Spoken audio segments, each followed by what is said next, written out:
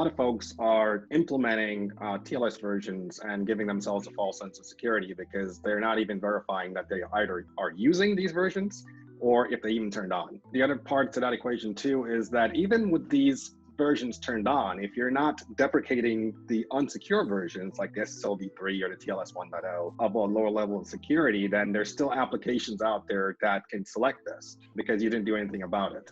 You know, this comes back to service providers having a lot of obsolete equipment out there. And so, you know, you go through the whole process of rolling out the brand new updated TLS versions and cipher suites and all this stuff that's happening out there in the field. And, you know, you go to management and say, look, I can do a scan and it says TLS 1.2 right here. Everything is fine. Everybody is doing this.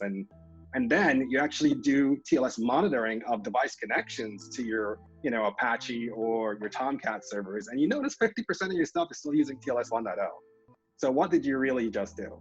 You made it a step of improvement by introducing TLS 1.2, but you know, there's still more work to be done. And a lot of people are not doing the monitoring necessary to ensure that everybody's using what they're supposed to be using. Now, a lot of this too comes to play with, again, if you're using obsolete devices that don't support TLS 1.2 or don't have the firmware to upgrade possible to support TLS 1.2 or some other mechanism, then, you know, discussions need to be had of, do we replace these devices or what do we have to do? I've seen in the field where folks are actually turning up multiple interfaces, secure interfaces and non-secure interfaces, where they're trying to split these off to say, all right, so these new devices will go to the secure interfaces and these guys will do TLS 1.2 only to make sure that, you know, these guys are good. And then until we can deprecate all this stuff, these guys will have to stay on this unsecure interface sitting over here. A lot of things revolving around that is, you know, I think although it's hard, and although, you know, it may be some sort of expense, if you're going to enforce security, there will need to be some change that needs to happen.